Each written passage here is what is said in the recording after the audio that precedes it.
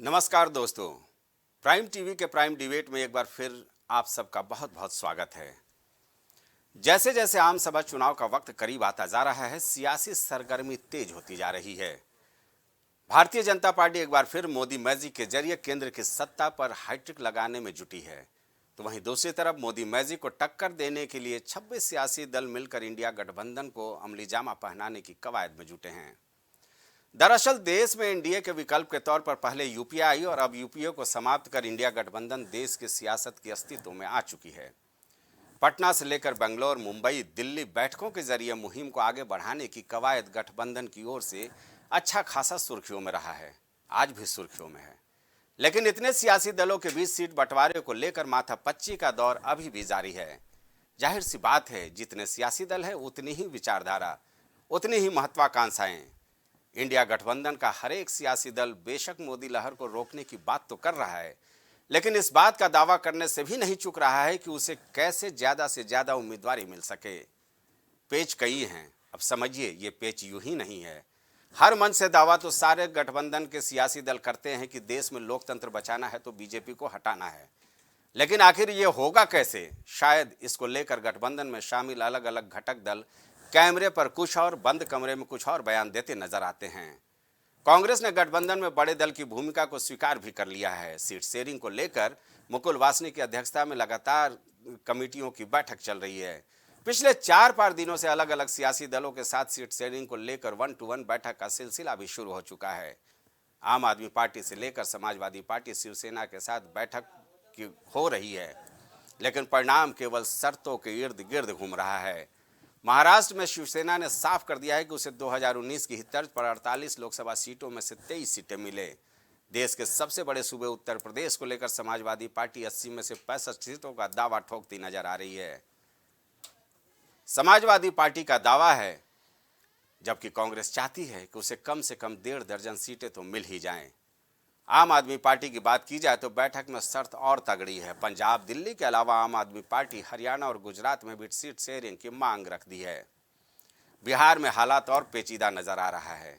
नीतीश बाबू की party Janata Dal United यानी JDU ने तो 40 लोकसभा सीटों में से 16 सीटों की डिमांड कर दी है। इतना ही नहीं, जो बात नेताओं के बयान से सामने आ रहा है, जेडीयू ने तो आरजेडी के हवाले कांग्रेस और वाम दलों को कर दिया है।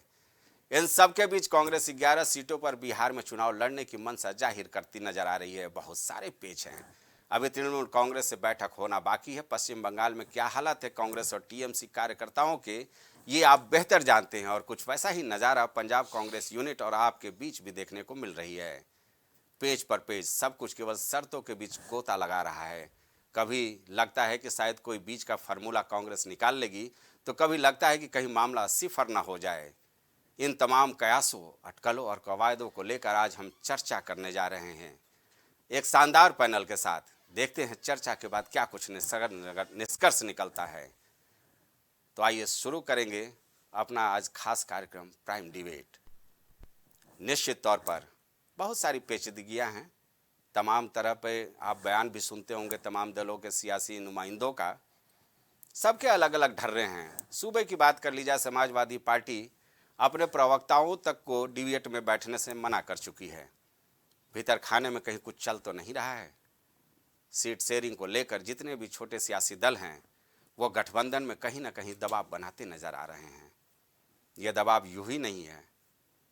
दावा बेशक सार्वजनिक मंच पर यह किया जाता है कि मोदी मैजिक को टक्कर देना है और किसी भी कीमत पर लोकतंत्र को बचाना है, लेकिन भीतर खाने में क्या कुछ चल रहा है, ये हम जानने की कोशिश करेंगे आज के अपनी इस चर्चा से, इस डिबेट के जरिए।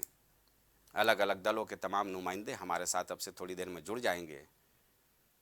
सियासी गलियारे में सबकी निगाहें टिकी हुई हैं इंडिया गठबंधन पर कि क्या वाकई जिस तेज तर्रारी के साथ इंडिया गठबंधन का गठन किया गया था, उस मकसद में ये कामयाब होगा। पश्चिम बंगाल से लेकर के, पंजाब से लेकर के, बिहार से लेकर के महाराष्ट्र तक बहुत सारे पेच फंसे हुए हैं। निश्चित तौर पर हम अपने डिबेट की शुरुआत करेंगे। हमारे साथ हमारे मेहमान होंगे सुभाष चंद्र यादव जी, सुभाषपा से हमारे साथ जुड़ेंगे। प्रवक्ता आप होंगे हमारे साथ प्रखर श्रीवास्तव जी, वरिष्ठ पत्रकार नवनीत सिकोह जी हमारे साथ जुड़ेंगे और स्टूडियो में हमारे साथ बीजेपी और कांग्रेस के भी नुमाइंदे होंगे। एक बड़ी बड़ी चर्चा होगी, जाहिर सी बात है। इस चर्चा को हम शुरू करने की कवायद करते हैं। सबसे पहले हम चलते हैं प्रखर श्रीवास्तव जी के पास। प्रखर जी, आवाज मिल रही है मेरी? बिल्कुल बिल्कुल बिल्कुल बिल्कुल। प्रखर जी, क्या लगता है, बात बन रही है गठबंधन में? संजय जी, सबसे पहले आपको नमस्कार और आपके सभी दर्शकों को मेरा नमस्कार जी, और शुक्रिया। यहाँ पे बैठे हुए सभी प्रवक्ता गणों को मेरा नमस्कार। बात तो बिल्कुल बन रही है संजय जी, इसमें कोई भी शक नहीं है। और नरेंद्र मोदी जी की सरकार किस तरीके से घबराई हुई है, ये ना आपसे छुपा है, ना आपके दर्शकों से छुपा है और ना हम लोगों से छुपा हुआ है जी। कहते हैं लगा के 36 का मेला, और तब भी कह रहे हैं मोदी है अकेला। देखिए, इंडिया गठबंधन एक बहुत बड़ा गठबंधन है जिससे हमारे आदरणीय प्रधानमंत्री नरेंद्र मोदी जी और उनकी सरकार पूरी तरीके से डरी हुई है। इन्होंने पूरी तरीके से लोकतंत्र की तो हत्या कर दी है। कोई नेता, कोई आदमी, कोई विधायक, कोई सांसद, कुछ भी अगर भारतीय झूठा पार्टी के खिलाफ कुछ बोलता है तो ईडी सीबीआई उनके दरवाजे आ जाती है उसको जेल भेज देती है। देखिए, आपको, आपके दर्शकों को बताना ये बहुत जरूरी चीज, बहुत जरूरी होगा कि 2014 में भारतीय जनता पार्टी के पास 29 राज्यों में से 23 राज्यों में ये थे। 2024 आ गया है, ये 12 राज्यों में समेट के रह चुके हैं। और आप अभी बता रहे थे कि मोदी अपनी तीसरी बार हैट्रिक मारने जा रहे हैं। मैं आपको आश्वासित करता हूं, आपके दर्शकों को आश्वासित करता हूं कि 2024 में नरेंद्र मोदी जी का सुपड़ा साफ होने जा रहा है। जी जी प्रखर जी, ये बहुत निश्चित बुरी तौर पे, तरीके से चुनाव हारने जा रहे हैं। निश्चित तौर पे हम आपकी बात को मानते हैं, लेकिन सवाल यही है मेरा कि आप के साथ क्या बात बन गई है? कांग्रेस के साथ जो बैठक हुई है उसमें कोई बात बनी है? क्योंकि आप तो 4 राज्यों में देखिए, सीट शेयरिंग की बात कर रहे हैं। बिल्कुल हमारी बहुत सार्थक बात हुई, बहुत अच्छी बातचीत चल रही है। और जिस तरीके से एक दो बड़े दल, हम भी राष्ट्र पार्टी है, कांग्रेस भी राष्ट्र पार्टी है, जो दो राष्ट्र पार्टी के बीच में जो बातचीत होती है, जो सीट शेयरिंग की बात हो रही है, बहुत सार्थक चर्चा हो रही है, बहुत अच्छी चर्चा हो रही है। जी और वो कांग्रेस हमारी बात मान रही है, हम कांग्रेस की बात मान रहे हैं।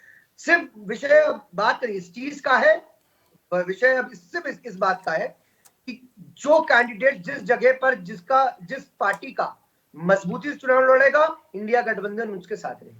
जी, ये तो बयान मैं सुन भी रहा हूँ, लेकिन अलग अलग बयान जो अलग अलग राज्यों से आ रहे हैं वो बड़ा डिफर नजर आ रहा है। लेकिन चलिए, पहले मैं डॉक्टर उमा शंकर को जोड़ लेता हूँ इस डिबेट में। किसी भी प्रकार से कोई बयान में डिफर नहीं है। जी जी प्रखर, प्रखर आपके पास बहुत आता हूँ। सार्थक। पहले पहले हम लोग एक एक कर सबका जान लें मत क्या है।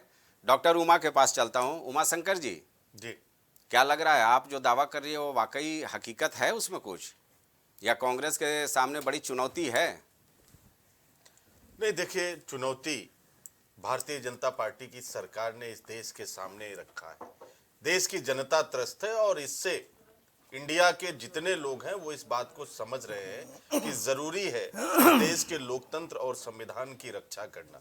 जरूरी है इस देश के लोगों को महंगाई से, बेरोजगारी को से निजात दिलाना। और इसलिए जो इस सोच के साथ है, जो इस विचारधारा के साथ है कि देश को बचाना है, वो निश्चित रूप से एक प्लेटफॉर्म पर है। हो सकता है कि कहीं सीट शेयरिंग पर कोई संकट आ रहा हो, लेकिन ये बड़ा स्वाभाविक सा है।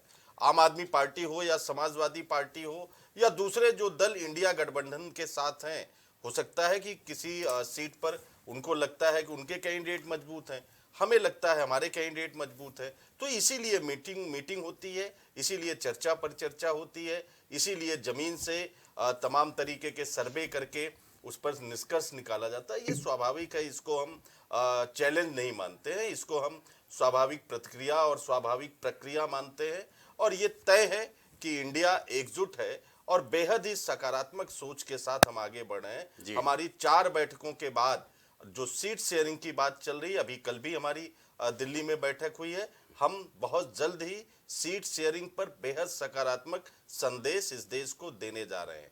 ये भारतीय जनता पार्टी और उनका एनडीए का जो कुनबा है, जो ये माइक्रोस्कोप लेके ढूंढ रहे हैं कि इंडिया में कहीं समस्या है, बहस चल रही है, मैं उनसे पूछना चाहता हूं संजय जी, वो बताएं कि अपना दल को उत्तर प्रदेश में कितनी सीट।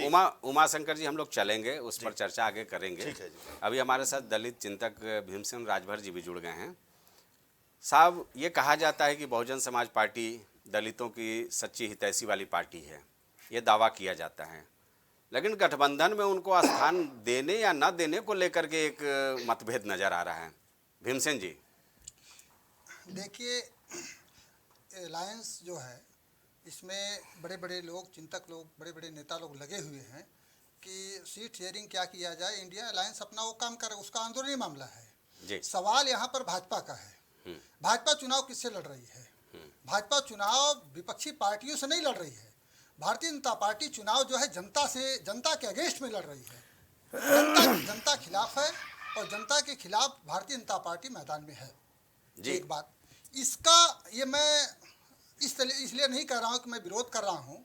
इस देश का दलित हो, पिछड़ा हो, अल्पसंख्यक हो, गरीब है, किसी जाति धर्म का व्यक्ति हो, किसी जाति धर्म से लेना देना नहीं है जी। भीमसेन जी, इसमें कोई दो राय नहीं है, क्योंकि ये तो भाई इंडिया गठबंधन का जब वो हुआ था, फैसला हुआ था, उसी समय साफ हो गया था कि ये मोदी मैजिक के खिलाफ एक गठबंधन तैयार किया गया है। मैं ये जानना चाहता हूँ कि अगर इंडिया गठबंधन में बीएसपी जैसे पार्टी जो दलितों की सच्ची हितैषी पार्टी के रूप में खुद को दावा करती है, उसको जगह मिलता है या नहीं मिलता है, तो क्या हालात होंगे? क्या बीएसपी को इंडिया गठबंधन का हिस्सा होना चाहिए? हालांकि समाजवादी पार्टी जिस तरह से खिलाफत कर रही है वो सबके सामने है। निश्चित होना चाहिए। इस समय देश के सामने बहुत बड़ी चुनौती है, संविधान के सामने चुनौती है, देश खतरे में है, डेमोक्रेसी खतरे में हो चुकी है। यहाँ पर बहुत बड़ा संकट है, देश के सामने संकट है, और इस संकट की घड़ी में भारतीय जनता पार्टी को डिफीट करने के लिए, उसको सत्ता से बेदखल करने के लिए, बाहर करने के लिए बहुजन समाज पार्टी नहीं, प्रत्येक को, और मैं कहूँगा इस देश की जो मीडिया है, मीडिया को भी इस संविधान के साथ रहना चाहिए, और संविधान ही नहीं रहेगा तो मीडिया भी नहीं रहेगी। लेकिन फिलहाल इंडिया गठबंधन में ले लो को लेकर के कहीं ना कहीं रार है उत्तर प्रदेश में। चलिए हम चलते हैं, प्रवक्ता सुभाषपा हमारे साथ जुड़ गए हैं। सुभाष चंद्र यादव जी, क्या लगता है इंडिया गठबंधन कितना कारगर होगा? सीट हो पाएगी या पेज पे पेज लगातार यही सिलसिला जारी रहेगा? NDIA इनको अगर ठगों का ठगबंधन अगर बोला जाए तो मैं कोई समझता हूँ कोई अतिशयोक्ति नहीं होगी, क्योंकि ये एन केन प्रकार सिर्फ दिल्ली की सत्ता हासिल करना नहीं चाहते। इनका सिर्फ एकमात्र लक्ष्य मोदी हटाओ। ये देश हित की बात नहीं कर रहे हैं। अभी तमाम प्रवक्ताओं ने बात बोली और दलित चिंतक जी ने बात बोली, दलितों के हित की बात की, बिल्कुल सही बात है जी। मैं तथ्यों के साथ में एक बात करता हूँ। 2001 के अंदर सामाजिक न्याय समिति गठित हुई थी तत्कालीन मुख्यमंत्री राजनाथ सिंह जी के नेतृत्व के अंदर। उस और कमेटी के अध्यक्ष थे तत्कालीन संसदीय कार्य मंत्री हुकुमदेव सिंह जी। हाँ, मुझे याद है। 8 अक्टूबर 2001 को उस संसदीय कमेटी ने अपनी रिपोर्ट सबमिट कर दी, सामाजिक न्याय समिति वाली जी। अब सर इनसे ये पूछिए कि 4 बार सत्ता के अंदर कौन थे? समाजवादी पार्टी। 4 बार सत्ता में कौन थे? बहुजन समाज पार्टी। अगर ये सामाजिक न्याय समिति की रिपोर्ट अगर उस समय लागू कर दिए होते सत्ता में रहते हुए, तो मैं समझता हूँ कि सामाजिक हाशिए पर बैठी हुई ऐसी कई जातियां हैं जिनको उनका हक अधिकार नहीं मिल पाया, अपने हक अधिकार से वंचित है, उनको उनका हक अधिकार मिल गया होता। सत्ता से बाहर जाने के बाद में समाजवादी पार्टी को, बहुजन समाज पार्टी को दलितों की याद आती है, अति दलितों की याद आती है, पिछड़ों की याद आती है, अति पिछड़ों की याद आती है। कहीं आपका इशारा पीडीए की ओर तो नहीं है? देखिए पीडीए सर बिल्कुल ये मिला जुला के जो समाजवादी पार्टी ने जो पीडीए का नारा दिया है, सिर्फ जनता को छलने का नारा दिया है। पीडीए वास्तव में तभी पीडीए के अंदर पिछड़ा दलित अल्पसंख्यक और ए के अंदर अगड़े आबादी भी जोड़ देते हैं। अभी कल की प्रेस कॉन्फ्रेंस देखी है, कल समाजवादी पार्टी के कार्यालय के अंदर अखिलेश यादव जी ने बोला कि हमारे असली राम तो पीडीए है, पिछड़ा अल्पसंख्यक, यानी उसके अंदर से अगड़े और आधी आबादी को काट दिया। तो समाजवादी पार्टी के सुप्रीमो तो पल पल अपना स्टैंड बदलते रहते हैं, वो कंफ्यूज रहता है। बाहर पिछड़ों की आ जाती है। इन महीनों में देखा जाए तो सपा और बसपा ने सिर्फ और सिर्फ पिछड़ों को और दलितों को एक वोट बैंक के रूप में इस्तेमाल किया है। लेकिन जब भी उनको इनका अधिकार देने की बारी आती है तब इनसे कहीं ना कहीं किनारा काट लेते हैं। जी तो जी जी, सुभाष जी जरा बीजेपी नेता सफत साहब को भी हम इसमें शामिल कर लें। Sir 30 second. सफत साहब, क्या लगता है इंडिया गठबंधन का क्या हश्र होना है? जो पेचीदगियां दिख रही हैं, क्या वो वाकई सुलझ जाएगा और आपके लिए चुनौती बनेगी? भाई साहब, मैं क्या कहूँ इन लोगों को, मैं सबको सुन रहा हूँ। और जो चुनाव 14 की बात आई यहाँ पर, 2014 में मोदी जी जब आए उसके बाद से जितने भी चुनाव आ रहे हैं विपक्षी दल यही बता रहे हैं कि जनता बहुत दुखी है और बहुत परेशान है। और 14 के बाद से लेकर के आपको आया चुनाव आपका 17 का, वो भारतीय जनता पार्टी जीती, उसके बाद 19 का जीती, 19 के बाद 22 का जीती, और 22 के बाद जो है हम 24 की तैयारी कर रहे हैं। और 5 राज्यों के उससे पहले चुनाव हुए, उसका रिजल्ट देखने के बाद भी मुझे लगता है कि मानसिक रूप से बीमार हैं। और अभी हमारे भीमसेन जी बात कर रहे थे दलितों की, तो बहन मायावती जी ने सिर्फ दलितों को छलने का काम किया। आज दलित भी मायावती जी से दूर हो चुका है। और बात मुसलमानों की करेंगे तो 70 साल से सपा बसपा और कांग्रेस ने मुसलमानों को उससे ज़्यादा छलने का काम किया है कि आज मुसलमान कहाँ पर है। पढ़ाई से दूर, शिक्षा से दूर, रोजगार से दूर, ये सब इन पार्टियों का था। अच्छा, दूसरी चीज़ मैं ये कहूँगा कि जैसे लोग कह रहे हैं कि भारतीय जनता पार्टी जो है विपक्षी दलों से नहीं लड़ रही, जनता से लड़ रही। अरे भाई, अगर हम जनता से लड़ रहे हैं तो जनता ही तो हमको वोट दे रही है। सफत साहब, आप किन मुद्दों पर जाएंगे? सफत साहब, इंडिया गठबंधन अगर कामयाब हो जाती है तो मैंने पूछा कितनी बड़ी चुनौती होगी? इंडिया गठबंधन जो है वो जितनी भी पार्टियां हैं सब वेंटिलेटर पे हैं।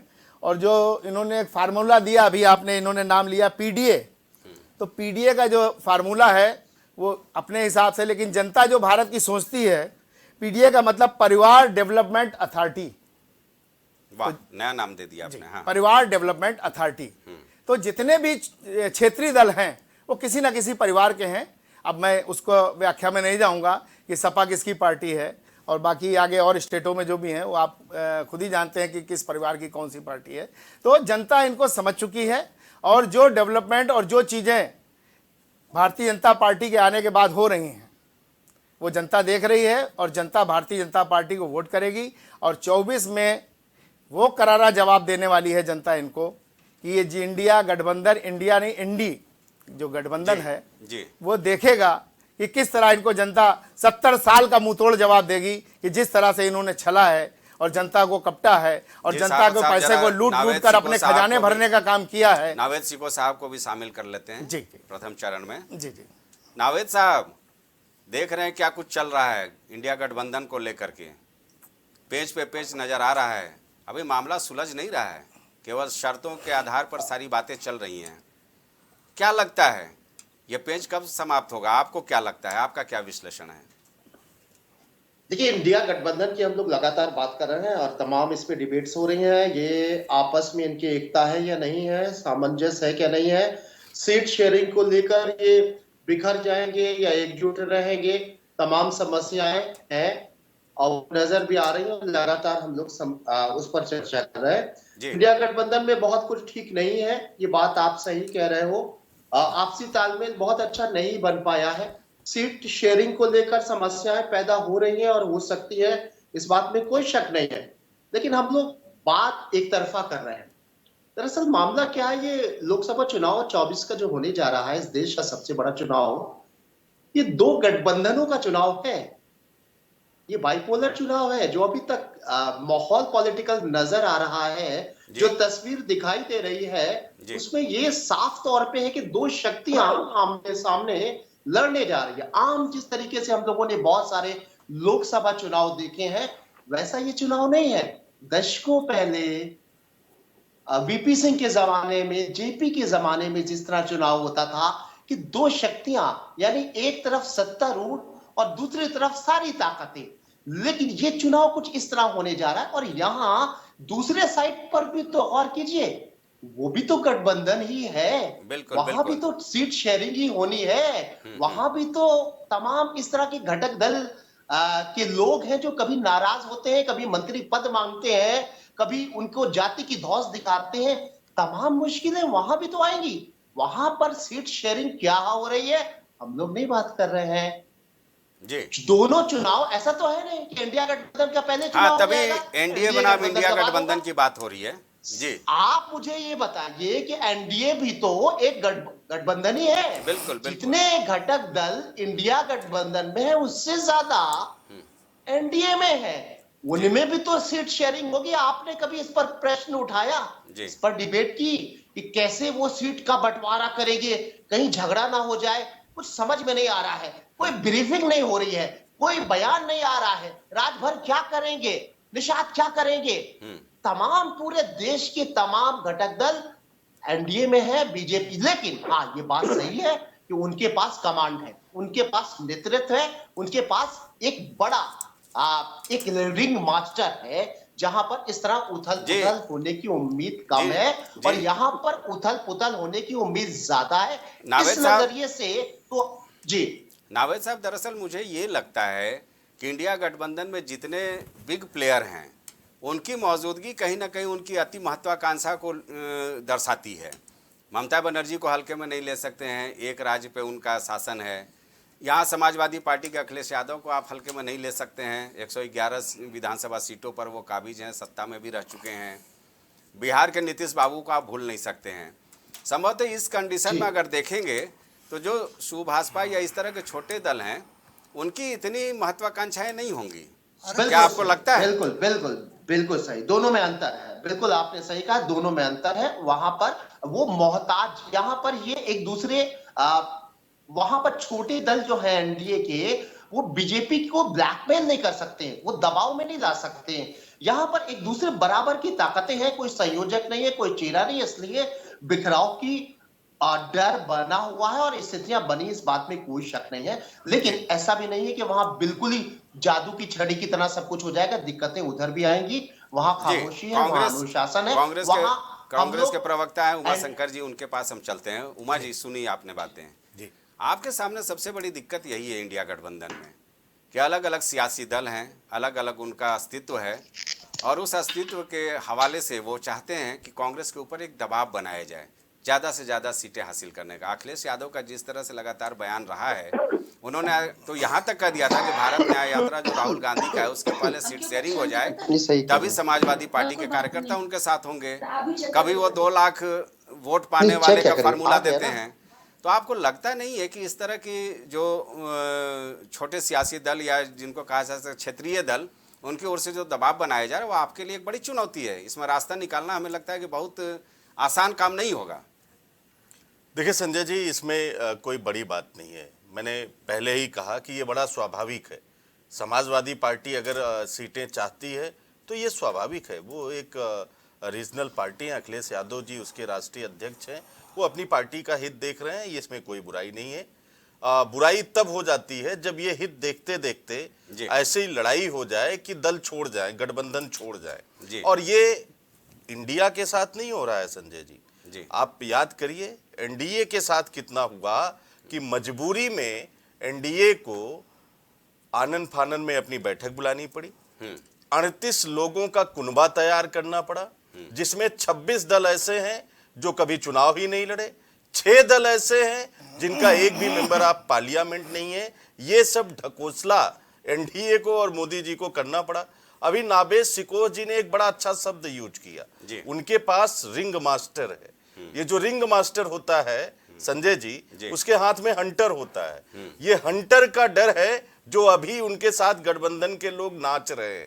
जिस दिन ये हंटर का डर यानी कि कोड ऑफ कंडक्ट लागू हो गया, उसी दिन इस हंटर का डर खत्म हो जाएगा। यानी कि ईडी, सीबीआई और उनके तमाम जो संवैधानिक पदाधिकारी हैं, जो संवैधानिक संस्थाओं पर बैठकर सरकार के एलाइज के रूप में काम कर रहे हैं, उनका डर खत्म होगी। होते ही आप देखिए ना ये रिंग मास्टर बचेगा, ना ये नेतृत्व बचेगा। दूसरी बात संजय जी, मैं एक और महत्वपूर्ण बात करूं, आप पूरे देश के राज्यों का जरा उठा के देखिए, चाहे आप जेडीयू की बात कर लीजिए, अकाली दल की बात पंजाब में कर लीजिए, बिजू पटनायक की बात कर लीजिए, या ममता बनर्जी जी वेस्ट बंगाल में बात कर लीजिए, या शिवसेना महाराष्ट्र में कर लीजिए, या पीडीपी आप जम्मू कश्मीर में कर लीजिए। ऐसे तमाम अगर मैं नाम गिनाऊं तो एक बड़ी फेहरिस्त है। ये सब एनडीए के ही साथ तो थे, एक एक करके ये सब वहां से हटते गए। रीजन क्या है उसका? रीजन ये है कि भारतीय जनता पार्टी जिसके साथ जुड़ती है उसी को धीरे धीरे धीरे धीरे खा के बड़े हो जाती है। इसीलिए उद्धव ठाकरे जी भी भागे, गंभीर आरोप लगाए। जरा नीतीश जी बीजेपी भी से भागे। जवाब ले ले। भीमसेन जी आपके पास आते हैं। साफत जी, बड़े गंभीर आरोप लग रहे हैं भाई। देखिए, जो आरोपों से घिरी हुई है और भ्रष्टाचार का पुलिंदा है, वो दूसरों को क्या चेहरा दिखाएंगे, पहले अपने आप वो चेहरा देख लें। मैं तो सीधे सीधे ये कहता हूं कि ये जो स्वार्थ का गठबंधन है, ये अभी ये तय नहीं कर पा रहे हैं और आरोप हमारे ऊपर लगा रहे हैं कि इनके यहाँ नेता कौन होगा। हमको रिंग मास्टर बताया जा रहा है। कोई बात नहीं, आप कहिए, आपको हक बनता है, आप कुछ भी कह सकते हैं जी। लेकिन यहाँ पर फर्क है। हमारी पार्टी, जैसे इन्होंने बताया कि इतने दलों का गठबंधन, एनडीए, भारत की जनता एनडीए के साथ इसलिए है कि एनडीए नेशनल डेवलपमेंट अथॉरिटी, अच्छा, राष्ट्र का पुनर्निर्माण भारतीय जनता पार्टी कर रही है। ठीक, इसलिए भारत की जनता हमारे साथ है। इनके सारे आरोप, अभी तक जितने चुनाव हुए, जनता ने मुंहतोड़ जवाब दिया है। ये यहाँ पर बैठकर सिर्फ अब बोलने लायक रह गए हैं, इस लायक नहीं रह गए हैं कि ये जो इनका स्वार्थ का गठबंधन है, पीडीए जो बना रहे हैं, ये अपना एक नेता चुन लें। तो दिक्कत कहाँ पर आ रही है, ये जनता को भी दिख रही है, क्योंकि स्वार्थ का गठबंधन और एनडीए में दोनों में फर्क है जी। ठीक है ना। तो जनता को भी दिख रहा है और जनता पहले जैसी नहीं रही है कि आप जो बताएंगे वो करता रहेगा। और पहले जैसा मुसलमान भी नहीं रह गया है कि आप बताओगे कि बीजेपी आ जाएगी तो आपको खा जाएगी। वो भी करीब 15 सालों से, 10 सालों से देख रही है कि जितनी भी योजनाएं चल रही हैं उनको बराबर का हक दिया जा रहा है। मुसलमान भी देख रहा था कि कौन हमको वोट बैंक समझता था और कौन हमारे हित की बात सोच रहा है। तो इन सब चीज़ों को सोचना चाहिए। कांग्रेस सिर्फ इतना बता दे हाँ, कि इनका वोट बैंक क्या है, इनके चुनावी मुद्दे क्या हैं और इनके गठबंधन का प्रधानमंत्री कौन होगा। उत्तर प्रदेश में इनके पास 2 सीटें हैं मात्र, है ना, और लड़ने की बात कर रहे हैं मोदी जी से। अरे पहले अपनी सीटें तो बढ़ाओ भाई। आपको तो 27 की तैयारी करनी चाहिए। आप कहाँ भिड़ रहे हैं? आप किससे भिड़ रहे हैं? एनडीए से भिड़ रहे हैं। और एनडीए गठबंधन स्वार्थ का गठबंधन नहीं है, ये ध्यान कर लीजिए। यहां पर स्वार्थी लोग नहीं हैं और स्वार्थी लोग अपना नेता तय नहीं कर पा रहे हैं, ये जनता देख रही है। जी भीमसेन जी कुछ कहना चाह रहे हैं? सबसे पहली बात तो यह है, भारतीय जनता पार्टी का अलायंस किसके साथ हुआ है? भारतीय जनता पार्टी का अलायंस हुआ है इस देश के जितनी जांच एजेंसियां, उनके साथ अलायंस हुआ है। भारतीय जनता पार्टी का जनता के साथ कोई अलायंस नहीं है। भारतीय जनता पार्टी के साथ में जो एनडीए गठबंधन के अंदर जो पार्टियां हैं, वो सुभाषपा के बैठे हुए प्रवक्ता, सुभाषपा एक ऐसी पार्टी देश में है जो बंदर की तरह कूदते रहती है, इस डाल से उस डाल, उस डाल से उस डाल। इनका तो चरित्र क्लियर है। उनको कितने समय तक पकड़ के रख सकते हैं। और दूसरी बात, आप बोलिए, मेरी बात कंप्लीट होने दीजिए, उसके बाद में आप बोलिएगा। मेरी बात कंप्लीट होने दीजिए। तो पहली बात, जितनी जांच एजेंसियां हैं, इसी दौर में चुनाव के ठीक कुछ समय पहले सारे लोगों को जो है धर पकड़ने के काम कर रही है। लेकिन साहब बीएसपी सुप्रीमो के ऊपर जो सीबीआई वगैरह हुआ था वो किस शासनकाल में हुआ था? भाई मैं सारी बातें, सवाल तो खड़े होंगे, सारी बातें मैं बता रहा हूँ। बस मेरी बात कंप्लीट होने दीजिए कि जांच एजेंसियों के साथ गठबंधन है, मीडिया को धौंसा रहे हैं, धमका रहे हैं, सारी मीडिया के ऊपर धमकी दे रहे हैं, छोटे छोटे चैनलों को दबाने का काम कर रहे हैं, बड़े चैनलों को पैसा दे रहे हैं पानी की तरह। और साथ साथ में इन लोगों ने, भारतीय जनता पार्टी के लोगों ने यह तय कर लिया है कि देश का संविधान खत्म करेंगे। और एक बार बड़े नेताओं का बयान आता है, इस देश में कोई दल नहीं रहेगा, सारे छोटे छोटे दल खत्म हो जाएंगे। भीमसेन जी जाहिर सी बात है भाई, आप जो आरोप लगा रहे हैं, लेकिन जनता उससे इत्तेफाक नहीं देख रही है, क्योंकि हम लोग परिणाम से आकलन करते हैं। ईवीएम के साथ समझौता है। अच्छा, ईवीएम आ गया, ईवीएम के बल पर जीत रहे हैं। मैं साफ साफ बताता हूँ, भारतीय जनता पार्टी हाथ उठवा लिया जाए तो एक भी चुनाव जीतने वाली नहीं है। ईवीएम के साथ समझौता है और जांच एजेंसियों के साथ समझौता है, जनता के साथ समझौता नहीं है। और हिमाचल में कांग्रेस जीत जाती है तो ईवीएम नहीं है। चलिए ठीक है, उस पे हम लोग चर्चा चलेंगे। चुनाव हुआ, ईवीएम नहीं था। चोरी करता है तो थोड़ी ईमानदारी भी बरतता है। जी भीमसेन जी ईमानदारी बरतता है। ठीक है, चर्चा पे हम आगे आएंगे। सुभाष चंद्र यादव जी, आपके ऊपर भी गंभीर आरोप लग रहा है कि भाई एनडीए में आपका तय हो गया है सब कुछ, इंडिया गठबंधन की बात चल रही है, लेकिन आपके पास भी एनडीए को लेकर के चुनौती है कि कितनी सीटें मिलेंगी। राजभर जी का वो नहीं हो रहा है ताजपोशी। संजय सर एनडीए गठबंधन के अंदर किसी प्रकार की कोई सिर्फ उठौल नहीं है। सारी सिर्फ उठौल जो INDIA के गठबंधन के अंदर स्पष्ट रूप से देखी जा रही है। और जिस प्रकार दलित चिंतक भीमसेन जी बोल रहे, तो मुझे उनकी बातों से ये तो स्पष्ट प्रतीत होता है कि दलित चिंतक तो हो ही नहीं सकते। ये किसी पार्टी आप सर्टिफिकेट देंगे? आप अपने नेता से पूछिए, आप सर्टिफिकेट देंगे मैं दलित चिंतक हूँ कि कौन सा चिंतक हूँ? आप सर्टिफिकेट देंगे मुझे? अभी तो आपके नेता का कोई वसूल है? ओम प्रकाश राजभर का कोई वसूल है? वो कितने जगह गए हैं, कितने मुद्दे उठाए हैं? कभी विमुक्ति का मुद्दा उठाए, कभी दलित का मुद्दा उठाए, कभी पिछड़ा की बात करते हैं। उनका कोई वसूल है? उनका कोई वसूल है? मैं दलित भीमसेन जी पहले सुभाष जी को बोलने दीजिए, वो मुझे उनकी बात आ जाए फिर आपके पास आते हैं। एक एक कर बात करेंगे तो शायद जनता को ज्यादा समझ में आएगा। हाँ सुभाष जी, जो चिंतक होता है ना और जो वरिष्ठ पत्रकार होता है, जो राजनीतिक विश्लेषक होता है, उसके अंदर एक संयम होना चाहिए। जैसे नागरिक सिकोस है वरिष्ठ पत्रकार, उनके अंदर कितना संयम है। चिंतक है लेकिन उनके अंदर संयम नहीं है। सुनने की अपनी बात कीजिए, संयम सीखिए कि वो जो है गाली देते हैं भारतीय जनता पार्टी को, गाली दे रहे थे बैठे हुए भारतीय जनता पार्टी को, कल इनको जूते से मारना चाहिए। कौन बोला था? ओम प्रकाश राजभर ने बोला था, हमने नहीं बोला। हाँ ठीक है, बयानों पे हम आएंगे। भीमसेन जी जरा, तो बहन जी ने भी तो बयान दिया था, तिलक तराजू और तलवार। क्या इस पर कुछ कहेंगे? इस पर कुछ कहेंगे? और आप जवाब देंगे? भ्रष्टाचार की बात कर रहे हैं। दलित की बेटी दौलत की बेटी कैसे बन गई? क्या मायावती जी कोई फैक्ट्री चलाती हैं क्या? जी क्या बताएंगे आप? दो 3 करोड़ रुपया का टिकट बिकता था, क्या आपको नहीं पता है? इसीलिए जनता ने निकाल के बाहर फेंक दिया। साहबत साहब, ये सब आरोप प्रत्यारोप है, जाहिर नहीं आरोप नहीं है, सारे सियासी दलों में ये सब मिलेगा नहीं। मैं जरा आरोप नहीं है, हकीकत है। मुझे जरा एक सवाल करने दीजिए सुभाष जी से। जी सुभाष जी, ओम प्रकाश जी की ताजपोशी कब होगी? ताजपोशी कब होगी कब नहीं होगी ये मायने नहीं रखता है। जिस मुद्दे के ऊपर डिबेट में हम बैठे हुए हैं, INDIA और एनडीए गठबंधन के अंदर 2024 को लेकर सीट शेयरिंग का फॉर्मूला क्या होगा उसको लेकर नहीं। दरअसल सिको साहब ने एनडीए को लेकर भी सवाल खड़े किए ना, तो मैंने सोचा कि जरा आपसे पूछ लें, क्योंकि आप एनडीए के घटक दल हैं भाई। मैंने बोला ना कि नावेद सिको सर एक वरिष्ठ पत्रकार है, बहुत संयम वाले व्यक्ति हैं, वो सारी चीजों का बहुत सटीक तरीके से विश्लेषण करते हैं। लेकिन जिस प्रकार INDIA के गठबंधन के अंदर सिर्फ हटोल मची हुई है, क्या इस प्रकार का विवाद आपको एनडीए गठबंधन के अंदर दिख रहा है? जो समाजवादी पार्टी मध्य प्रदेश के चुनाव के अंदर कांग्रेस को बोलती, कांग्रेस भारतीय जनता पार्टी की बी टीम है, उसकी भारतीय जनता पार्टी की बी टीम को लेकर INDIA गठबंधन। भाई समाजवादी पार्टी ने तो अपने प्रवक्ता को ही मना कर दिया है, वो अभी नहीं आएंगे इस चर्चा में। सर वो विषय अलग है, लेकिन कांग्रेस के प्रवक्ता उमाशंकर बैठे हुए सर, ये वही आदमी है, इनसे पूछिए ना कि क्या कांग्रेस के ऊपर यादव समाजवादी पार्टी के सुप्रीमो अखिलेश यादव जी नहीं रहा था कि अखिलेश यादव जी समाजवादी पार्टी के बोल रहे थे कि भैया कांग्रेस भारतीय जनता पार्टी की बी टीम है। अरे उसी बी टीम को लेकर अब 2024 के अंदर गठबंधन करने की क्या इच्छुक है? तो स्पष्टीकरण करें। और दलित चिंतक साहब, मेरे सवाल का तो सिंपल सा जवाब था। जिस दलित चिंतक की आप बात कर रहे हो, 4 बार सत्ता में बहन जी थी, 4 बार अखिलेश यादव सत्ता के अंदर थे, सामाजिक न्याय समिति की रिपोर्ट नहीं मांगी थी। बड़े दलित चिंतक बनने का प्रयास कर रहे हो, बड़े दलित चिंतक बनने का प्रयास कर रहे हो, 4 बार सत्ता इतनी चिंता आपके नेता को थी, भाजपा छोड़ के सपा की तरफ क्यों आ गए थे? भाजपा छोड़कर सपा की तरफ क्यों आ गए थे बताइए?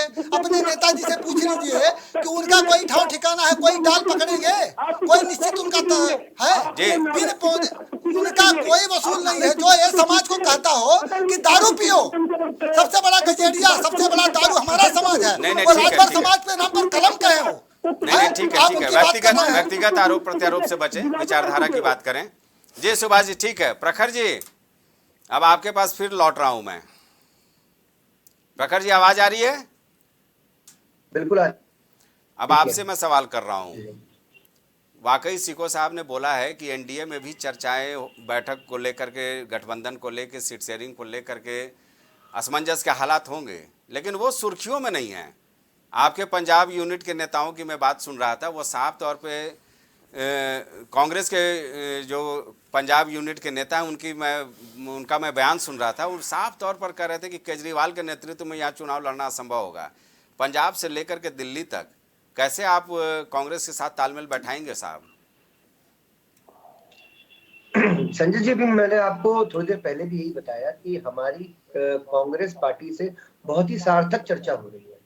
किसी भी लेकिन बयान में नहीं दिख रहा है प्रकार का कोई भी आप अभी हम लोग की मुलाकात दिल्ली में हुई है कांग्रेस में से, बहुत सार्थक चर्चा हुई, पंजाब को लेकर भी हुई, दिल्ली को भी लेकर हुई, हरियाणा को भी लेकर हुई और गुजरात को भी लेकर हुई है।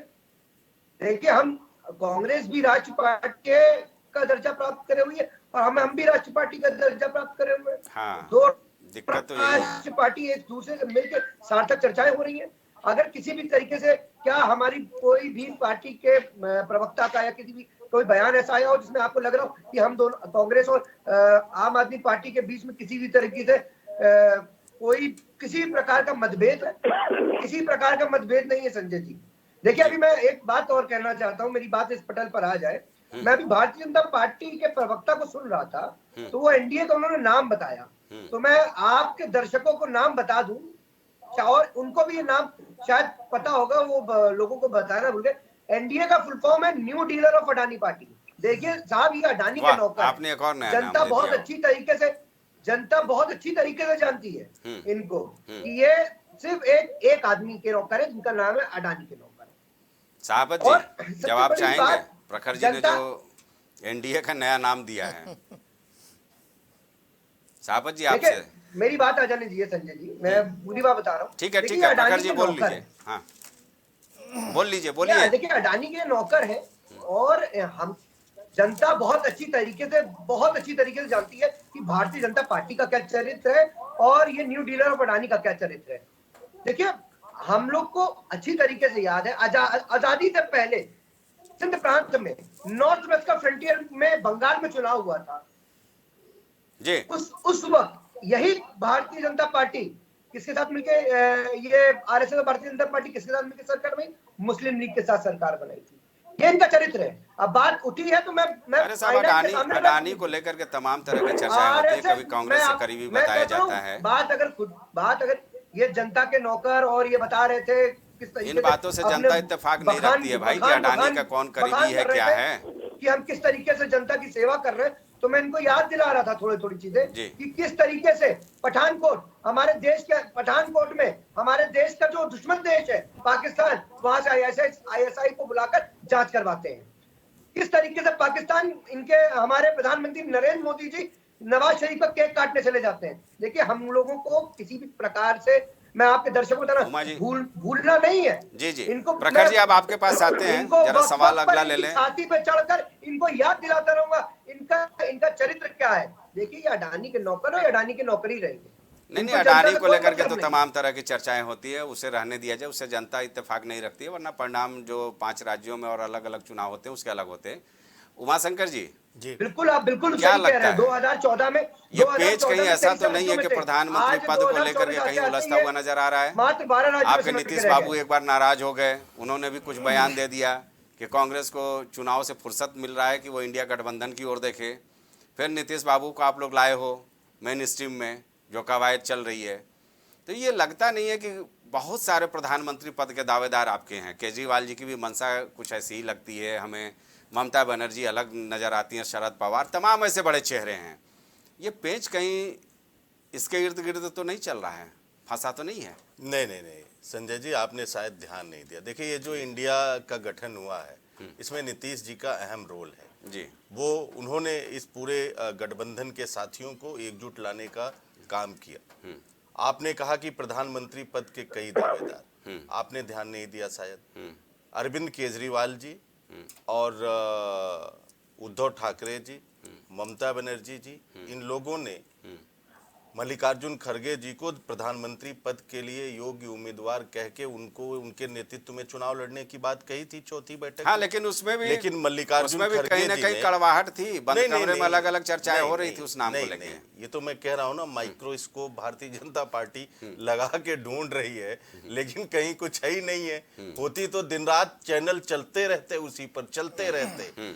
और बड़ी विनम्रता से, सहृदयता से मल्लिकार्जुन खड़गे जी ने कहा कि जो लोग सदस्य चुनकर आएंगे, ये उनका अधिकार है कि वो देश के लिए प्रधानमंत्री चुनेंगे। तो हमारे यहाँ कोई गठबंधन, हमारे यहाँ तो आगे बढ़ के लोग योग्य व्यक्ति को प्रधानमंत्री पद के लिए नियुक्त करने की बात कर रहे हैं कि इनके नेतृत्व में चुनाव लड़ा जाए। यहाँ तो वो आप एक कोड ऑफ कंडक्ट लगने दीजिए। अभी मैं अपने साथी को सुन रहा था, कह रहे थे कि वो दलित की बेटी दौलत की बेटी बन गई। भाई, मैं ऐसे दलितों का अपमान किया जाना मुझे तो बिल्कुल नहीं बर्दाश्त है। इनका अवसरवाद देखिए, क्या उत्तर प्रदेश के लोगों को पता नहीं है कि कभी भारतीय जनता पार्टी ने आगे बढ़कर, जब इनका स्वार्थ था तो मायावती जी को राखी बांधकर अपना बहन बना लिया, आज उनको दलित और दौलत की बेटी कह रही हैं। ये इस तरीके से दलितों का अपमान भारतीय जनता पार्टी और राष्ट्रीय स्वयंसेवक का चरित्र है। हमसे कह रहे हैं वोट कहाँ है? अभी 5 राज्यों के चुनाव, मायावती की चर्चा अभी हुई 5 राज्यों के चुनाव हुए संजय जी, जी 3 राज्य हमसे ज्यादा जीते, ठीक है, राजस्थान में परिवर्तन होता, लेकिन वोट किसको ज्यादा मिला? 4 करोड़ 92 लाख वोट कांग्रेस पार्टी को मिले हैं, 4 करोड़ 81 लाख वोट इनको मिले हैं। 11 लाख लोगों ने हमको ज्यादा पसंद किया है। ये है कांग्रेस पार्टी की आज की लोकप्रियता। और ये जिन मुद्दों पर ये आई है उन पर बात नहीं करती है। नेशनल ड्रामा पार्टी के लोग देश के प्रधानमंत्री को इतनी बार कभी किसी ने रोते हुए देखा क्या?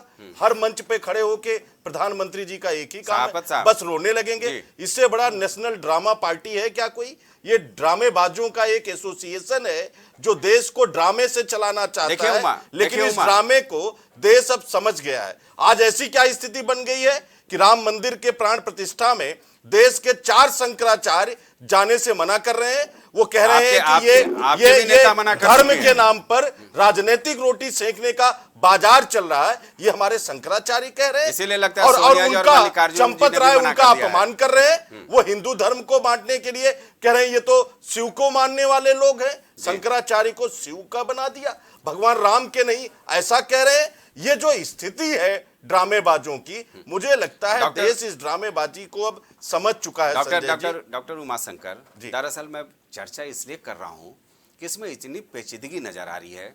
5 राज्यों में चुनाव हुआ, मध्य प्रदेश में अखिलेश यादव ने क्या कुछ नहीं आपके लिए कहा कि कांग्रेस को वोट तक मत दो।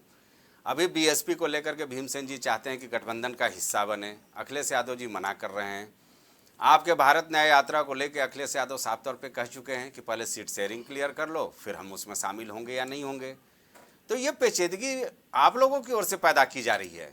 नहीं, ये और इसीलिए ये चर्चा हो रही है। नहीं, मैं आपको इसका जवाब दे। देखिए, अखिलेश यादव जी ने बड़ी अच्छी बात कही। उन्होंने कहा कि अगर सीट शेयरिंग हो जाती है यात्रा उत्तर प्रदेश में आने के पहले, तो कार्यकर्ताओं में और नेताओं में एक स्थिति स्पष्ट होगी। वो पूरी ताकत से जो है, जो कैंडिडेट, मैंने पूरा बयान सुना है, कई बार मैंने सुना अखिलेश जी का बयान। उन्होंने कहा नेताओं में स्थिति स्पष्ट होगी, कैंडिडेट तय हो जाएगा और वो पूरी ताकत के साथ समाजवादी पार्टी न्याय यात्रा को सफल बनाने में आगे आएंगे, उनका उत्साह बढ़ जाएगा। ये बड़ी अगर सीट शेयरिंग नहीं होता है तो भाई समाजवादी पार्टी कांग्रेस के साथ नहीं होगी। नावेद साहब, नहीं, बिल्कुल होगी, क्यों नहीं होगी? नावेद साहब तो पहले भी रहे। आवाज आ रही है नावेद साहब? नावेद साहब आवाज आ रही है? लगता है नावेद सिको साहब तक हमारी आवाज नहीं पहुंच पा रही है। नहीं, उमाशंकर, मैं ये जानना चाहता हूं जी, क्या बीएसपी को गठबंधन में लाएंगे? समाजवादी पार्टी की नाराजगी होगी। चौथी जो बैठक हुई थी दिल्ली में, क्या कुछ हुआ था बंद कमरे में, वो आपसे छुपा नहीं है, वो मैं खुल के बताना नहीं चाहूंगा कि क्या अखिलेश यादव का वहां पर रवैया था सपा सुप्रीमो का। तो हम इसको कैसे बैलेंस करेंगे? ये मेढक तोलने वाली बात नहीं हो रही है? नहीं, अगर बीएसपी को आप तराजू पे रखोगे समाजवादी पार्टी उछल के भाग जाएगी? नहीं, बिल्कुल नहीं। देखिए, इंडिया में 28 लोग हैं, 28 दल हैं। माननीय अखिलेश यादव जी अपनी पार्टी के राष्ट्रीय अध्यक्ष हैं और वो उस गठबंधन का हिस्सा है। कोई भी निर्णय सामूहिक तौर पर इसमें होगा। अगर अखिलेश यादव जी चाहेंगे कि कुनबा और बढ़ना चाहिए तो बढ़ेगा, लेकिन अगर एक भी सदस्य ये चाहता है कि किसी और को नहीं लेना है तो जाहिर सी बात है सामूहिक रूप पर वो निर्णय लिया जाएगा। यहाँ लोकतंत्र है, यहाँ तानाशाही नहीं है। हमारा जो कुछ भी है वो लोकतंत्र का है। ये मोदी जी का रिंग मास्टर वाला नहीं है कि जिसको चाहा छड़ी घुमा दिया। और मैं अभी सुभाषपा के साथी को सुन रहा था, लास्ट बात मैं कह दूं, मुझे अच्छी तरीके से याद है कि जब योगी जी की पहली सरकार थी और ओम प्रकाश राजभर जी उसमें कैबिनेट मिनिस्टर थे, तो बड़ी बड़ी डिबेट में इनके तमाम अरुण राजभर जी और ये लोग आके बैठते थे और सामाजिक न्याय की बात करते थे। सामाजिक न्याय, सामाजिक न्याय, सामाजिक न्याय, कब आएगी सामाजिक न्याय की रिपोर्ट? और उसके बाद इन्होंने पार्टी छोड़ दी, समाजवादी पार्टी के साथ चले गए और जब सत्ता की मलाई याद आ गई तो अब वापस आ गए। क्या क्या गालियां नहीं दी? अभी हमारे दलित चिंतक जी कह रहे थे, मैं सुन रहा था, क्या क्या गालियां नहीं दी। मैं तो मां बहन की गाली देते हुए ओम प्रकाश राजभर जी को सुना। योगी जी को क्या कहते थे कि ऐसी जगह भेज दूंगा जहां भीख मांगेंगे, ट्रेनिंग दी जाती। और केशव मौर्य को कहते उनको स्टूल मंत्री बना दिया, मुझे बिठाते तो जूते से मारता। ऐसे कहने वाले को अपने दल में ले लेना, ये कितनी बड़ी मजबूरी है, कितनी बड़ी कमजोरी हो गई है भाजपा की। हम और आपके दर्शक इसको अच्छी तरीके से समझ रहे हैं। जवाब चाहूंगा आपसे। उमाशंकर जी, आप इतनी देर से बहुत अच्छी बातें कर रहे हैं, मैं भी सुन रहा हूं। सिर्फ आप ये बता दीजिए, आपका जो गठबंधन है, एक तो सबसे बड़ी बात यह है कि सीटें नहीं तय कर पा रहा है, किसको कितनी मिलेगी। सबसे बड़ी विडंबना यही है कि सीटें नहीं तय कर पा रहे हैं। दूसरी सबसे बड़ी विडंबना यह है कि आप अपना नेता नहीं चुन पा रहे हैं। या तो आप आज जनता को, इस देश की जनता को क्लियर करिए कि हम सब एकजुट हैं, 28 दल एक साथ हैं, अलग अलग चुनाव लड़ेंगे, जो जीत के आएगा बाद में हम अपना नेता चुन लेंगे, है ना। कितना आप इस पर को करते हैं। साहब ओम प्रकाश राजभर जी को भी दिलवा दो भाई मंत्री पद। देखिए विस्तार होगा जब हमारे वरिष्ठ लोग निर्णय लेंगे, विस्तार करेंगे तो जो जिसका हक है उसको मिलेगा।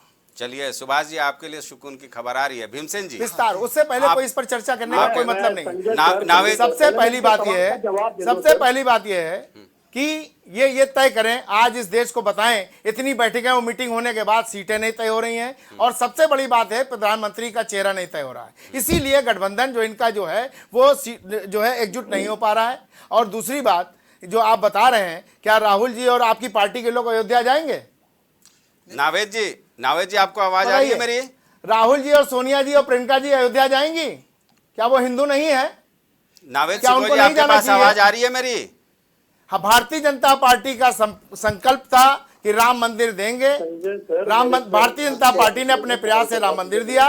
22 तारीख को इस देश के सभी लोगों को राम मंदिर में जाना चाहिए, क्योंकि आक्रांताओं के द्वारा उस मंदिर को तोड़ा गया था। भारतीय जनता पार्टी ने संकल्प पूरा किया, और दूसरा संकल्प 24 के बाद आपको मथुरा का मिलेगा जी। इस देश की 80% जनता को जो मुक्ति वहां पर है, मस्जिद है, उससे मुक्ति दिलाई। डॉक्टर उमा, भारतीय जनता पार्टी हिंदुत्ववादी पार्टी है, इसमें कोई दो राय नहीं है। वो अपने राह पर आगे बढ़ रहे हैं। भाई आप लोगों ने भी निमंत्रण ठुकरा दिया है। जी बिल्कुल, मुझे बोलने का मौका दिया जाए, अगर आरोप उस पर लगे हैं तो मुझे समझ हाँ, लिया जाए। सुभाष जी आपके पास आ रहे हैं, आरोपों के आ रहे हैं, 1 मिनट रुक जाइए। हाँ जी बिल्कुल बिल्कुल। देखिए, कांग्रेस पार्टी और इंडिया ये जानता है कि ये जो कुछ चल रहा है वो सत्ता का खेल चल रहा है। सत्ता के लिए राम के पीछे छिप रहे हैं। इनमें आस्था नहीं है संजय जी। अगर आस्था होती तो अयोध्या में राम के नाम पर जमीनों की दलाली कमाते। अगर आस्था होती तो राम के नाम पर चंदे की बंदर बांट करते। और चलिए, आस्था थी तो आपने ताला क्यों लगवाया? ये सुन लीजिए, बताइए, आप सुन लीजिए, ताला क्यों लगवाया आपने? इस तरीके से आपने आस्था थी तो ताला क्यों लगवाया? नहीं, इसी तरह से बात होगी। भारत का हर व्यक्ति राम में आस्था रखता है, चाहे वो किसी दल में हो। संजय जी मेरी आवाज, चाहे वो जिस दल में हो, उसको आस्था रखनी चाहिए। संजय जी मेरी आवाज आ रही है। आप भगवान के ऊपर टिप्पणी कर रहे हैं, आप मानिए या ना मानिए, लेकिन भारत राम मंदिर अयोध्या में बने, ये भारतीय जनता पार्टी का संकल्प था, और भारतीय जनता पार्टी ने इस संकल्प को पूरा किया। आप इसका जो है, आप हिंदू के नाते आपको वहां पर जाना चाहिए। आप नहीं जा रहे हैं, ये आपका विषय, लेकिन आप राम के पीछे नहीं, राम जी के साथ है, और राम का मंदिर बनाने वाली भारतीय जनता पार्टी, आपके द्वारा वहां पर ताला लगाया गया। अगर आपके द्वारा वहां पर ताला न लगाया गया होता तो आज ये नौबत ना आती। उस विवाद में हम नहीं जाएंगे, उस विवाद में हम नहीं जाएंगे। मुझे जवाब देना। देखिए, सनातन धर्म के जो शीर्षस्थ धर्माचार्य आचार्य होते हैं वो शंकराचार्य होते हैं। 4 शंकराचार्य हैं। चारों शंकराचार्य ने अयोध्या जाने सोनिया जी और राहुल जी जा रहे हैं कि नहीं जा रहे हैं? ये क्या तरीका है? वो हिंदू है कि नहीं है बताइए पहले। संजय जी, सोनिया जी, राहुल जी और प्रियंका जी अयोध्या जाएंगे कि नहीं जाएंगे? एक-एक करके बात करें। जवाब दीजिए, राहुल जी जाएंगे कि नहीं जाएंगे? आप पार्टी के प्रतिनिधि होकर के यहाँ बैठे हैं, आपकी पार्टी के मुखिया अयोध्या जाएंगे कि नहीं जाएंगे? इस तरीके की डिबेट मत कराइए। एक जवाब दीजिए। सफात साहब, एक मिनट सुन लिया जाए। क्या तरीका है ये। ये तरीका ठीक है? नहीं, आप जो बोल रहे हैं साहब, तरीका ठीक है? आप बता रहे हैं राम के पीछे अरे मैं भारतीय आपके जनता पास पार्टी आऊंगा, करती मैं है। आपके पास आऊंगा, एक मिनट इनकी बात सुन लीजिए, एक मिनट इनकी बात सुन लीजिए। राम के दिए हुए उपदेशों पर अच्छा जो है चलिए वो पार्टी भीमसेन जी, भारतीय जनता पार्टी राम करती मंदिर है। मेरा ये तरीका बिल्कुल नहीं ठीक है संजय जी, अगर ये डिबेट होगी तो मैं छूटा। नहीं, बिल्कुल शांति बनाए रखें, बिल्कुल शांति बनाए सबसे पहले रखें। इन्होंने देखिए बात मेरा आज गठबंधन को लेकर के है, अगर ये भारतीय जनता राम मंदिर मेरा विवाद नहीं। भीमसेन जी आपके लिए सवाल भारतीय है, जनता पार्टी आपके लिए सवाल है, राम पे हम चर्चा नहीं कर रहे हैं। सफात साहब बिल्कुल बिल्कुल शांत रहें। आपसे मैं जवाब सवाल दीजिए कर रहा उमा हूं शंकर जी, कि आप राहुल कैसे जी रास्ता प्रियंका जी निकालोगे जाएंगे? 2019 22 का तारीख जो को इंडिया जाएंगे। ऐसी समाजवादी डिबेट में पार्टी नहीं बैठता हूं, हम आप बैठिए, आप जा सकते हैं। डॉक्टर आप जाइए, आप राम नहीं विरोधी हैं। नहीं रुक जाइए, आप राम रुक जाइए विरोधी हैं। सफात नहीं, साहब, जाइए, आप राम विरोधी हैं, जाइए आप। साहब राम ऐसे विरोधी नहीं, हैं। ऐसे ये नहीं, रुक कांग्रेस जाइए पार्टी धर्म विरोधी है। साहब। चलिए कोई बात नहीं, बहस गर्मा गर्म हो गई। हालांकि हम कहाँ चर्चा कर रहे थे इंडिया गठबंधन में सियासी पेच को लेकर के, लेकिन यहाँ राम मंदिर पर विवाद हो गया।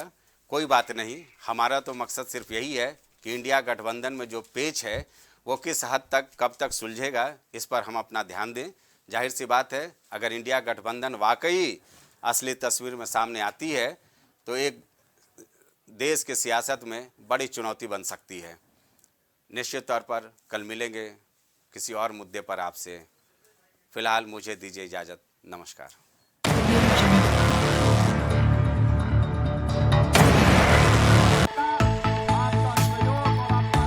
कुछ भाव पुष्प। आप देख रहे हैं प्राइम टीवी, सच साहस सरोकार।